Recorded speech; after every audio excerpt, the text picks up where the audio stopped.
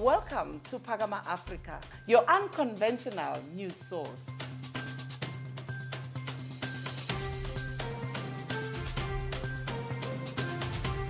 Here at Phakama Africa Media, we do things differently without conforming to what is done or believed.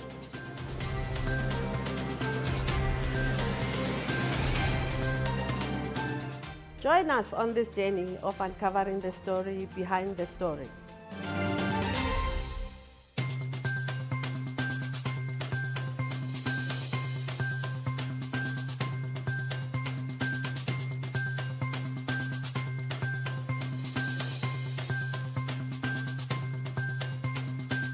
Welcome to Phakama Africa. My name is Felicity Mufulo.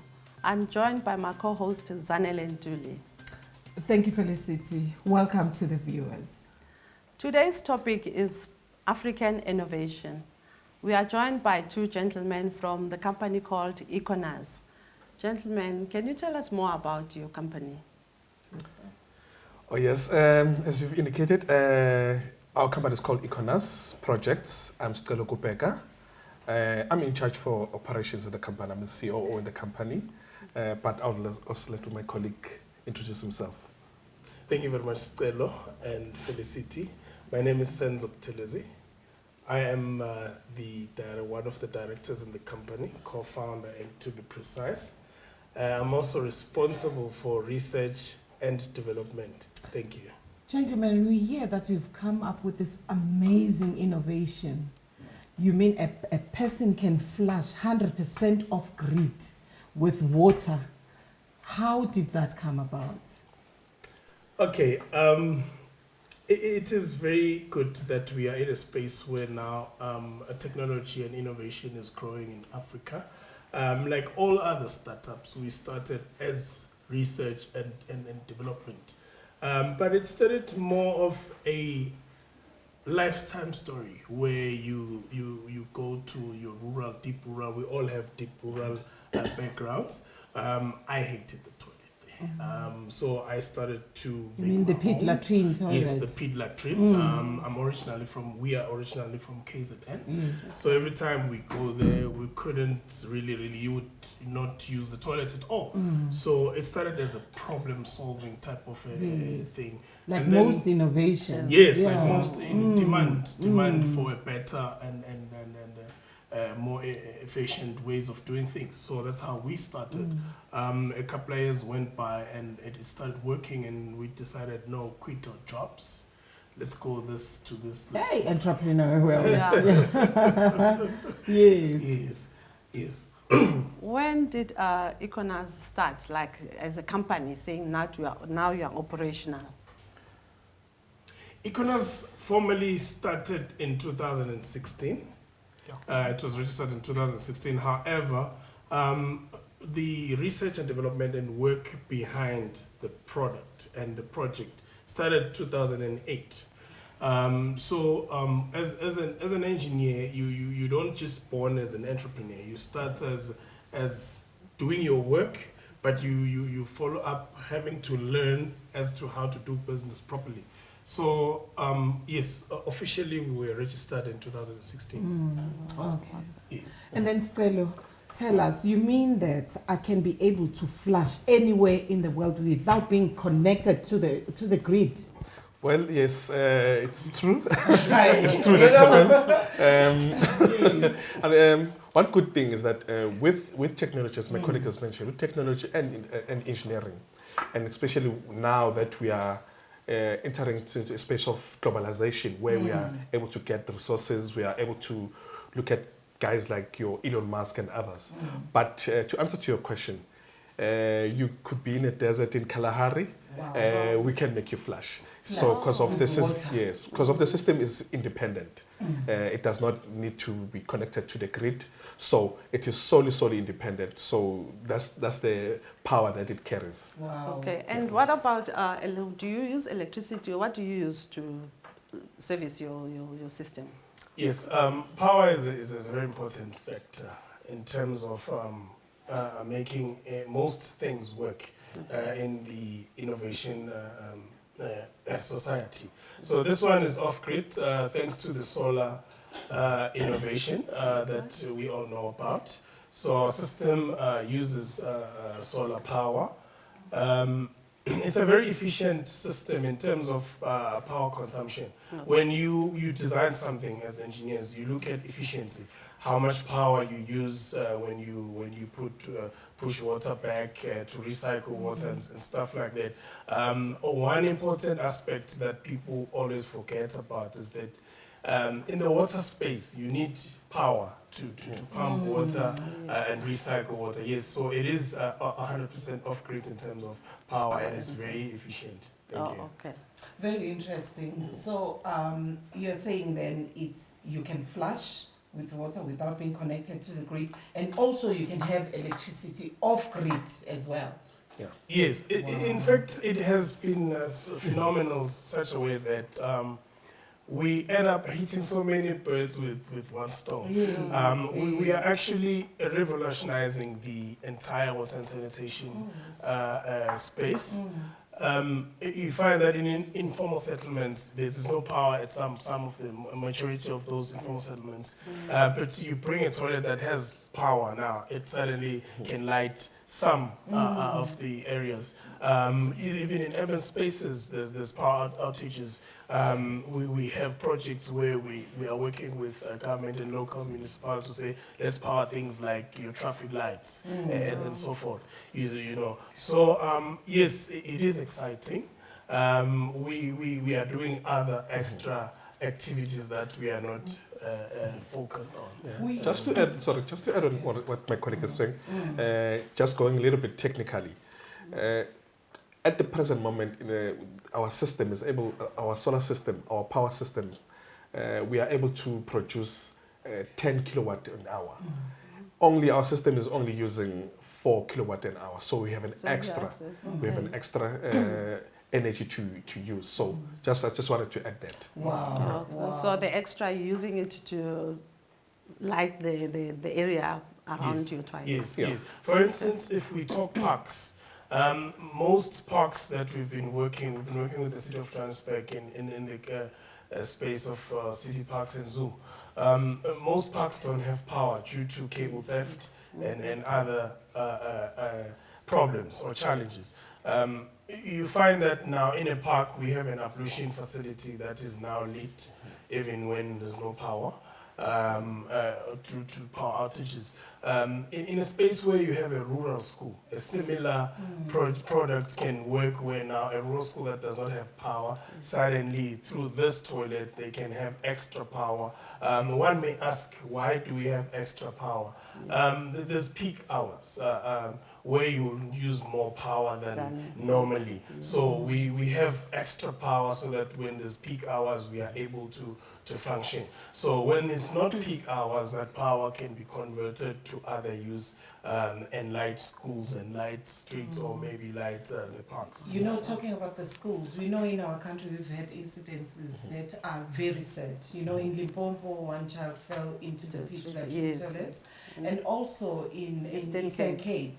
So, I mean, and yet we have young people like these who have come up with this innovation like this. I mean, totally off-grid toilet. It's very amazing. But what I would like to know is, you know, the whole thing of the off-grid solar power. How sustainable is it? You know, some of us are not engineers, so we don't know. We don't know. We know that it works with the sun. So if it's winter, because we can have really intense winters in South Africa, would the toilet still flush? Oh yes. There's a misconception that solar works when the sun shines. No, that's completely wrong. In fact, you find that in winter, you have different types of solar panels, that your Canadian solar panels that work exceptionally well during winter. It's the ultraviolet light that the solar reacts on and converts that energy into power that we use every day. So the ultraviolet light is there even when there's clouds. It depends how dense the clouds may be on a particular day and so forth. Obviously, on rainy seasons, We don't have much rain in South Africa, but there will be a day when you have a rainy or a cloudy time. That's when your battery capacity comes to play. The solar panels work during the day. At night, the batteries kick in. So it means now during the day you have free power, and free, almost unlimited power during the day. But at night, you therefore now rely on your batteries. So now, when you do math correctly, you find that you need to have extra storage capacity. Your lithium-ion batteries now come into play. So we can push for a week without any sun at all, making you flush. So you are able to sort of store the energy. Yes. Energy, yeah. You Yes. harvest it and then you store it. Yes, Yeah. energy is like your stomach. You can go for 7 days without food, you won't die. You'll still function because you have reserves. Yeah. You mentioned something about Hyperloop. Can you just explain to our viewers how does it work? How does, Okay, Hyperloop is the name of our system. Hyperloop, hydro is the liquid or the water that is being looped over and over again. So we always refer to cars. Cars don't put new oil every day. They loop the oil. So the oil is cycled over and over again until it gets to a point where a clean or fresh oil has to be replaced. The same thing that goes to our system, it's called a Hyperloop because it recycles same water over and over again to enable the end user to flush in areas where you would not flush. Because for instance, if you're in a desert, how would you get the water supply from? There's no water supply. So you need a system that will loop the same water over and over again. However, the most important thing is not to lose the quality of water that is recycled. Yes. So yes, that is what is called the Hyperloop. Oh, Yes. all right. So just in addition to what my colleague is saying, we've also incorporated IT into our system. So IT now gives us the power to monitor water, monitor our system when it did not perform, when it did not switch on. So we are able to monitor the quality of the water. The page, Remotely? remotely. On site? Remotely, Wow. yes. We are able. We've got an app. Actually, our clients when we done installation, we give our clients the app to monitor the system as well. So we are able to know the quality of the pH levels of the water. Should the quality not be good, then the system is able to shut down itself and automatically pump in fresh stored water, an extra tank as a sort of like a bonus or a backup. I would say as a backup, just to compensate while our technicians come and service and do whatever that it needs to be done. This is amazing. Wow. I mean, this is a brilliant it idea, is. really. Thank you, viewers, for watching. Don't go away. We'll see you after the break.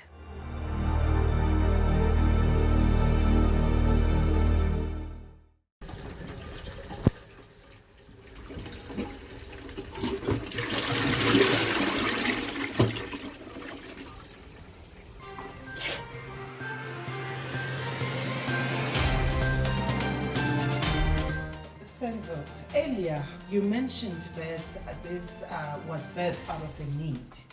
I didn't hear your story properly. Can you elaborate on that? Thank you very much. The issue of how we started is a story behind every innovation and everything that is happening in life has a story.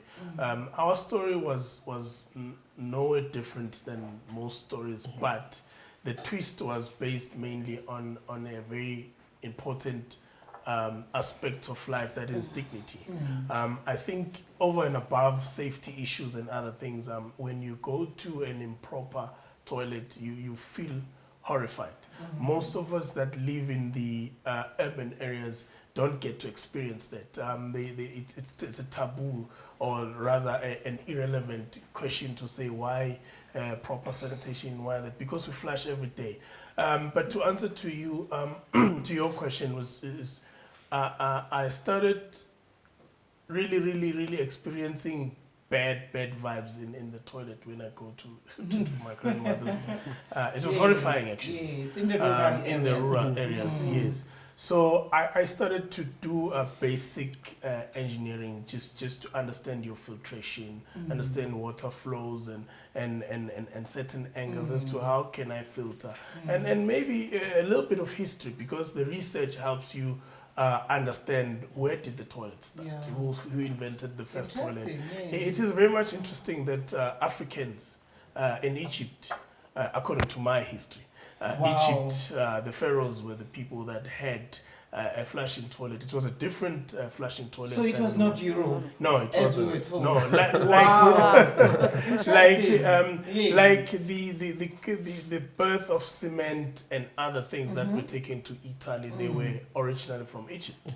So before there was all these Tuscans and all that, they discovered a way to do concrete better, but they started in Egypt. If you look at where Egypt is and Italy, you can relate. You know, so it gave us influence to say, okay, if the great guys, the older generation could do it, it was only for the elite at the time. It was for the pharaohs and stuff like that. How can we revolutionize as to what is it that we have? What is it that is different that we can do to allow a person to flush, to have a flushing toilet anywhere? That's how it started, and it started slowly. We had Mark 1. It was not even in our minds to say we can commercialize this. It worked. It's still working even today. It does not have all the gizmos and the technology that we have incorporated now at Mark 4. We have Mark 4 now that has all the IT gimmicks and all that, but that's how it started. Even my grandmother today, she's 96. She flushes. Yes, she flushes. She's the only granny that flushes in the middle of rural. Wow. Most definitely. Wow. Most definitely. You can take us there. Yeah. And over and above, it's not an issue only of flushing. This is a water and sanitation product. She also enjoys using her bathtub. She also enjoys using a normal sink and a basin in the rural areas. So you built for her all that? Yes. If you look at how the evolution of mankind in Africa, people have evolved. If you go to the rural areas, you go to your vendors, you go to your KZN, people have built nice houses, very beautiful houses, fully fledged with bathrooms, but they can't use them. So what we do, sometimes we are mistaken to be toilet guys. We are not toilet guys. We are water and sanitation. You see, so now when you deal with water and sanitation, you don't only, it's broad, you know. Right. So the Hyperloop allows that. It does not only help you to use the toilet only, but it speaks to your water usage and recycling of water efficiently. So when you come to the commercial part of it, as a company now, we're getting into business now, you need to now divide that. Currently we have different products that deal with specific needs, different needs in the society.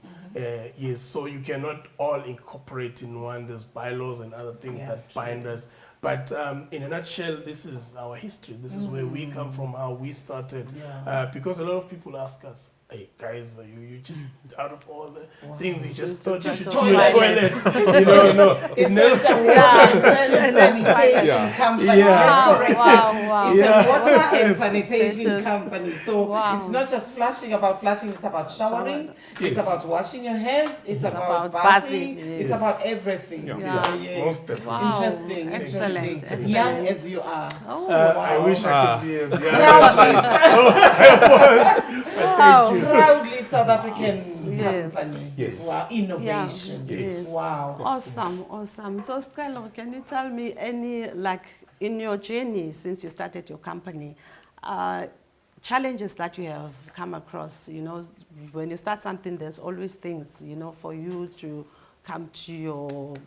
There are valleys, there are mountains. How did you cross? Yes. What was your experience? You know, as far as being a young entrepreneur as you are, and up with something that is new. Yeah. I mean, And, you know, especially in the this, industry, we yes. used to these things done by whites, you know, yeah, or by and all European that by companies, European, by even Chinese, Chinese. sometimes. But you are So black now there and you are. Wow. you Yeah. from Johannesburg. How did you manage to do that? Can you tell us? Well, yeah, it's sad. It's sad that we always looked for things that are made in Germany, are made in China, for us to embrace or Yes. believe that it does work. And another thing, I want to know whether you got help from somewhere, you know, like financial help, because it's not easy to start such thing.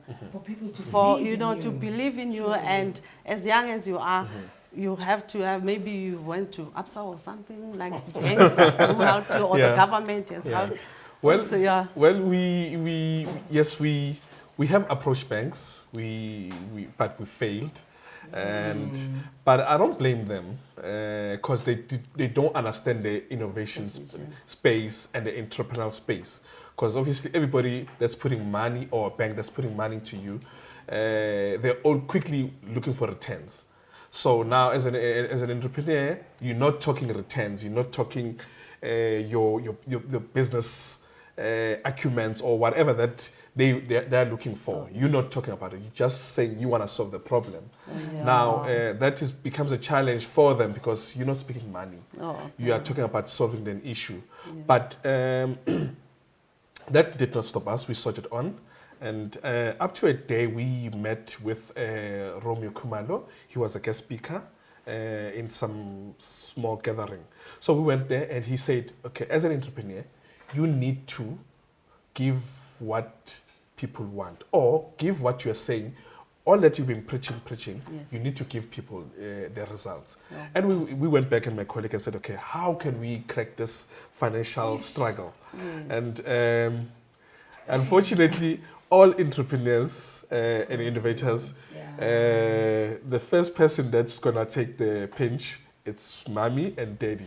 We went back and said, the banks have failed us. The government does not really understand. They're looking at they want it from Germany, and but then my dad, his dad as well, said, okay, fine.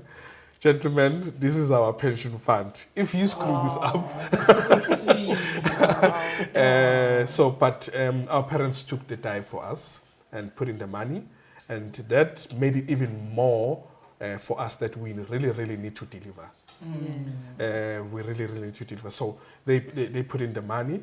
And remember, it's difficult to put money whilst else you are still onto the research and development part. Yeah. So as